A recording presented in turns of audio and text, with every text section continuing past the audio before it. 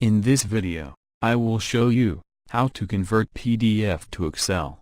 You can easily convert online any PDF file to Microsoft Excel file without any software. So first of all, open this link. You can find this link in video description.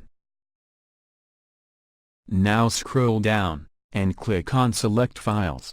You can select up to 20 files at a time.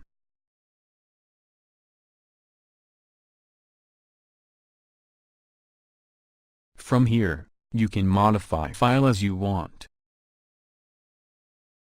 You can add more file from here. From Mo tab, you can merge files or convert separately. Go to Convert tab and select Excel 2016 or recent version. Scroll down and click on Convert tab. Now our PDF file converting to Excel. Once it done, it will download it to our PC. Here is our converted Microsoft Excel file.